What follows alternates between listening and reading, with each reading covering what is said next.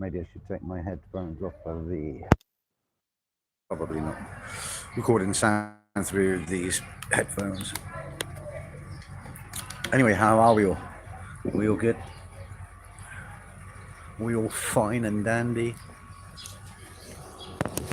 Wait. You're there, so that's the whole... Move the camera around. Oh dear, this lighting's not great. Maybe I should flip the camera to the other side. Choose a sticker, Q&A or poll. There we go. Do a poll. Which is better?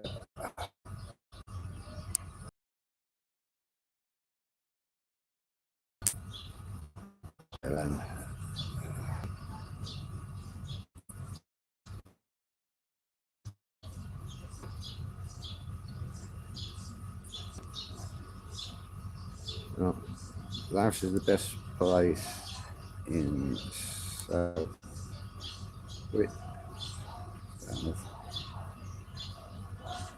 East Asia. There you go. Done.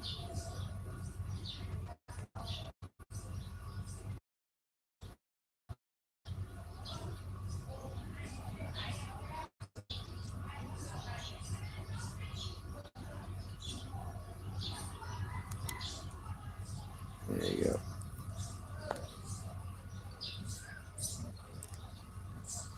Start poll. There we go. See if that gets any views. Talking. I'm smoking a cigarette on a live. Oh, I'm such a naughty boy. Will I get banned from having a cigarette? I see other people smoking cigarettes on YouTube, so I don't think it's that much of an issue. And I'll put it down as not being fit for children, so there shouldn't be any children seeing my bad habit of smoking. And if you're an adult, then you're an adult. You do what the hell you want, innit? You know? Don't follow me and my bad habits. So, hi. Oh, someone's joined me. How long are you going to stay for? You're going to join in the poll? Is Laos the best place in Southeast Asia? Are you Laotian? Are you Thai? Are you Vietnamese? Cambodian? Because obviously the time zone I'm on, I don't know why the picture's so damn bad. On this time zone, there's a very good chance that you're from Asia. Because people from the West, especially from England, are fast asleep right now, so they won't be watching. So it's interesting to see the 5 people that are now watching, where you're from. And it'll be a pretty good guess. You're either going to be Thai or Laotian, because that's what 90% of my viewers are. I don't even have 1% of Westerners watch my content. Considering I speak mainly English, I just throw in a little bit of Thai and Laotian here and there because I'm not fluent. It is very surprising. I a viewership from Laotian and Thai people, but as it's mainly temple content, it's hardly surprising that I'm having Buddhist people follow me. So yeah, if you're not Buddhist, you probably don't actually see much value in my content. Good on you. Just press yes. I believe so. I believe Laos has all the charm and all the beauty of what Thailand used to be. Yeah. I mean, every country gets more developed over time, and the same will happen here in Laos. The amount of investment that's being spent in Laos is incredible. I've been coming backwards and forwards between Thailand and Laos for 3 years. When I first came out to Thailand like 20 plus years ago, I used to just do the border run thing, which you can't really do anymore. But at the same time, I wouldn't now anyway. Even if that was still a possibility, I wouldn't be doing the border runs anymore, because having spent so much time in Laos, I've fallen in love with the place. So I'm really just as happy, if not probably a little bit more so, being here in Laos than I would be as I would be in Thailand. Yeah, I don't do city living. I don't do tourist areas. I live in Isan in Si-Keo. Well, I say I live half and half. Really, I have a place in Isan that I rent, that I keep. Even when I'm not there, I still pay the rent because it's only 2,500 baht a month to rent my room. It has no mod cons. It has a small kitchen and a bathroom and a massive living space, but a very tiny bathroom and kitchen, really tiny. But at least still got somewhere to cook and clean, cook and eat. You know, and then there's just electricity on top of that. I don't even pay anything for the water. Oh, tell a lie, no, I do. Which is surprising because considering the water comes out of the ground, it's not mains fed. My water comes out of the ground, out of groundwater, out of a well. So yes, well, they got to run the pump to pump it out, I suppose. So I suppose that's why I have to pay for water. So yeah, really, it's just electricity. Don't pay anything for the internet. That's included. So yeah, whilst I'm not there, I'm not using electricity. So the 500 baht ish, which is what my normal electricity bill would be on a month. And if you probably, if there is any Westerners watching, thinking, how on earth are you only paying 500 baht a month for electricity? Simple. I don't have air conditioning, which is obviously what will eat electricity vastly. I just use patlum, just electric fan. And for the last 3 years, that's been absolutely fine. I've not really had any issues at all, other than last night. And I'm not in Si-Keo right now. I'm in this guest house, in Pak-Se in Laos. And my God, last night, boy, it was hot last night. Really hot. I really struggled to get comfortable to sleep last night, and that's the first time in 3 years. And it's not because I went from having air conditioning to not having air conditioning. I just yeah. Well, what it is actually, these small windows, they don't have any mosquito nets or anything on them. Because ordinarily, I just open up the windows and let the air come in. Let the wind come in through the room, which is for the last 3 years in Si-Keo, it's been absolutely fine. I did spend a couple of nights with air conditioning, and that's why I'm now all sniffly and snotty, and it congests me. It blocks up my nasal passage. I find it really hard to breathe, and it just makes me sick. Basically, it makes me feel like I've got cold, runny nose, coughing, more so than I would because I'm a smoker. So obviously I do cough anyway. But air conditioning. I think it's actually. I think it's bad for you.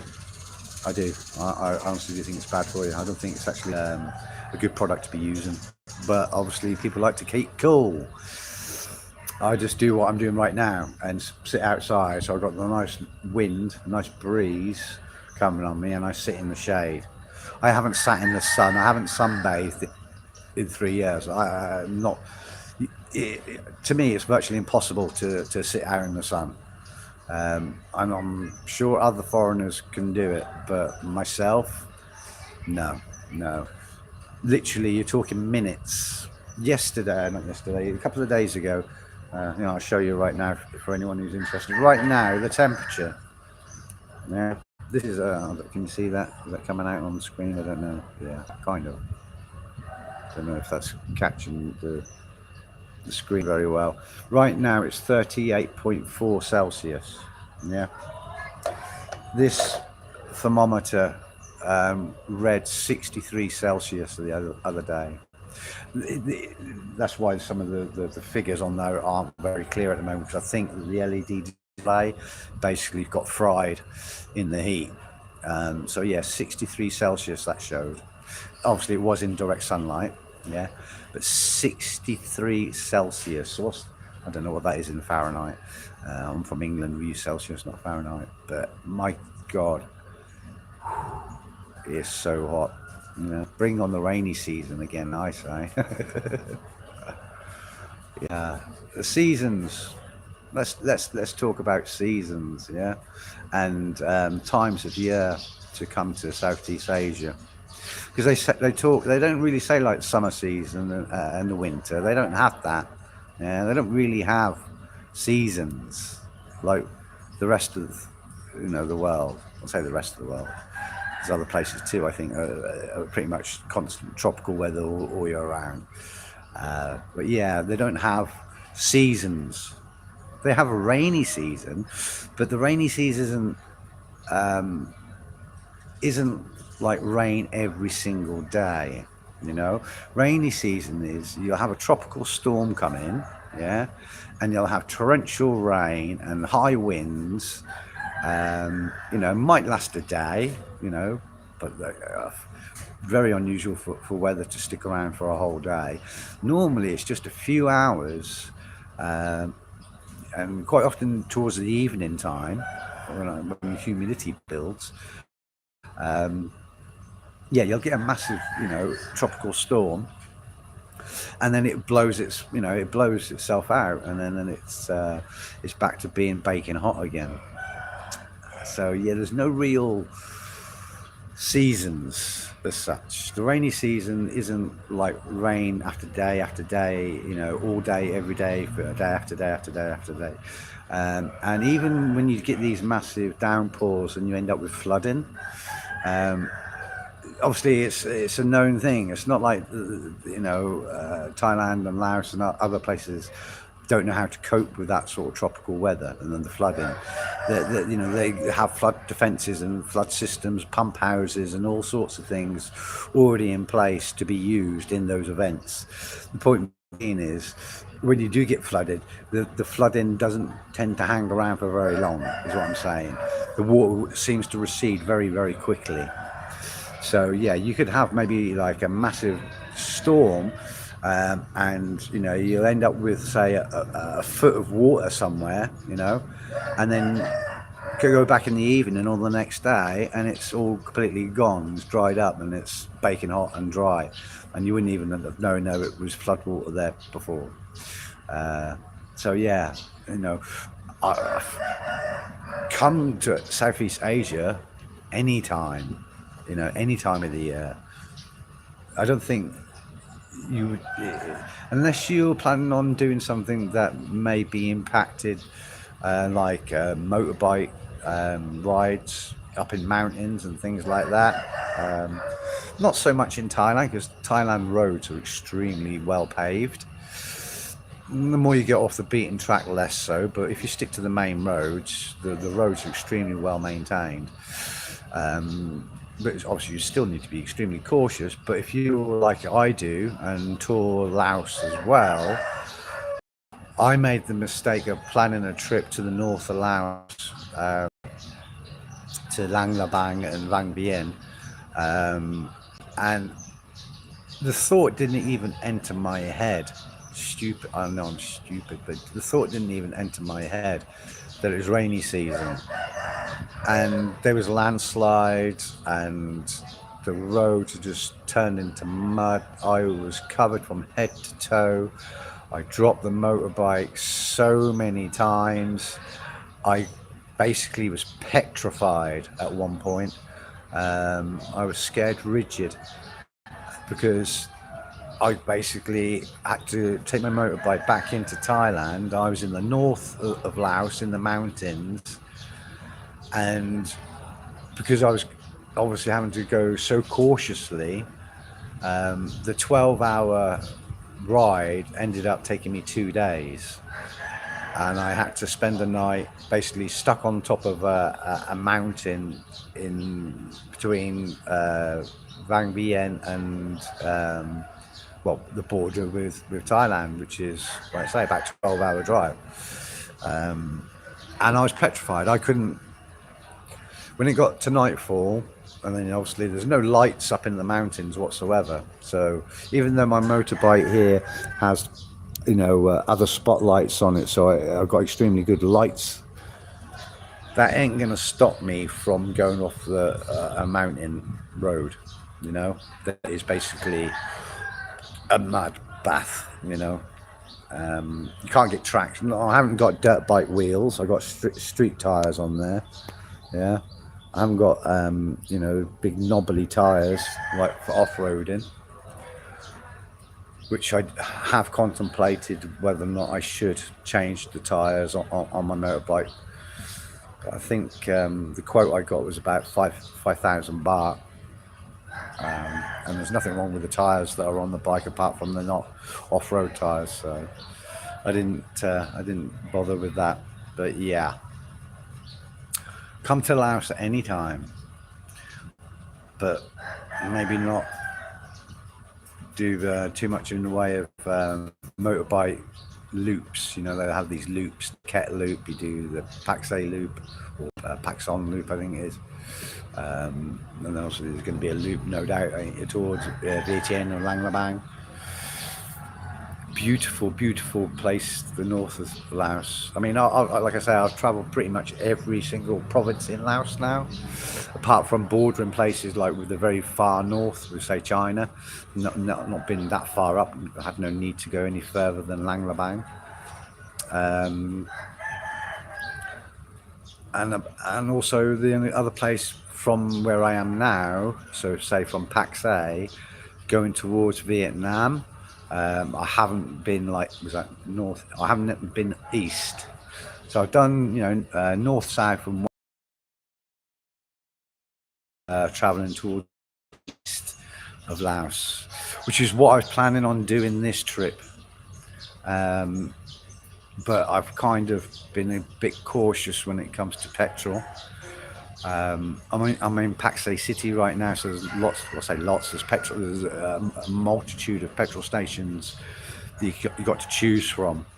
Unfortunately, the more off the beaten track you get when you leave the towns and the cities, the less likely you are to find a petrol station or a gas station if you're American. You know, you're reliant on little mamas and papa shops having some bottles of fuel which may or may not be contaminated, and this, that and the other.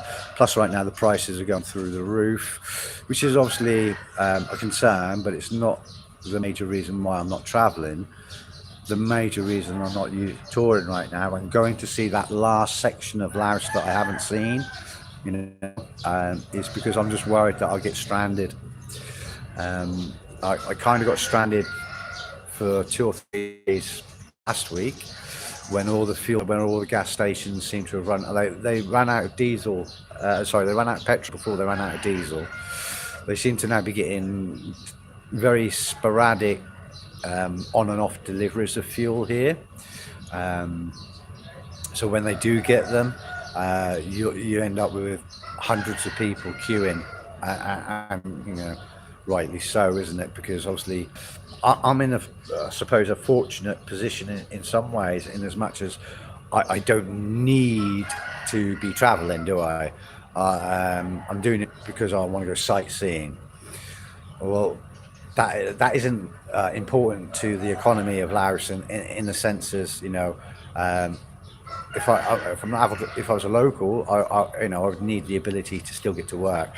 So priority should obviously be to the local people, over and above the likes of me, who haven't got an absolute necessity to have fuel and to get about. Yeah. You know, if you're a teacher, a policeman, fireman, doctor, nurse, or whatever, really, you need to be able to get to work. So yeah, I understand that. When they started to run out, I was getting like quite I wouldn't say an aggressive, but I was getting quite a blunt and frank, like, just no, go away. And there's the hand like thing. It's like basically bugger off, go away. And it was understandable, to be honest with you. At the time when it was happening, when I was pulling up to places that were serving people fuel, but it happened that they were serving them diesel and not petrol. But obviously I could see them, you know, pumping into people's either container or into their cars, and just like, yeah, you know, you're filling up something, I'm gonna go and ask. And it was like, no. And I get it, they don't speak English in petrol stations, gas stations, or very, very limited. So they haven't got the time or the energy or the inclination to want to explain to me. It's just the hand gesture. That's the thing that kind of it wound me up a little bit. Yeah, because it's a little bit rude in my opinion. Yeah. The flick of the hand as a go away. That action, like go away, rather than like no, like that. To me, that is like no, like the waving the hand like that way. That's like a universal way of saying no. Yeah, no, we don't have. But when they do that, like flick, that's basically telling you to go away. And to me, it's the only a slighter, only just a little slighter, better way of giving the middle finger. Yeah. That's how. Maybe I overreact. Perhaps. Maybe I shouldn't rise to it in that sense. But yeah, the flick of the hand, as if to say, "Go away." It gets my back up just a little. But everybody was in the same boat, and thankfully, it does seem like this last 2 days, fuel has started to come back into Paxay. So don't be put off coming to Laos. They are prioritising transport in as much as buses, coaches, and things like that. So you'll still be able to get around to going wherever it is you want to be going to. And I even spoke to a couple of one, I'm not going to lie, only one. I spoke to a guy in Paxay that has a motorbike rental company, because I was thinking, Jesus, there's a lots of I say lots. There's a few that have motorbike rental shops here in Paxay, and it's like, my God, this is going to kill your business. But when I went, they also do laundry as well. So when I went and picked up my laundry, I said to them, how's your petrol situation? He said, no, that's okay. We stocked up. So no doubt he did a bit of panic buying, and but that's probably only as much as he's filled up maybe each of the tanks of the bikes that he has. So they're being hired out with full tanks. What happens to the person who's rented it, that's gone off in the middle of nowhere, used up all their petrol, and are now stranded somewhere, and there is no petrol where they are? Whoa. Oh, seems to be a bit of a party going on somewhere.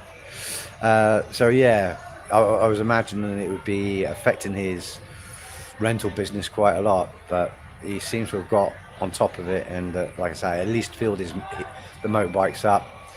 I mean, is he then giving his customers a spare tank of fuel to take with them? Because that's the only way I'd feel totally comfortable going out on a ride right now, is having a spare container of fuel to take with me. And unfortunately, I went shopping yesterday to try and find, like what we call a jerry can in the UK, a container for fluids, for petrol and what have you. And I couldn't see any in any of the shops. Well, any of the shops, only went to the main shop that, if they were available, would have. But obviously, a container, especially a proper container that's meant to be used for petrol, is a valuable thing right now. So no doubt people went out and bought all the available petrol containers there were. But the amount of people at the petrol station filling up water bottles that had obviously been emptied, and basically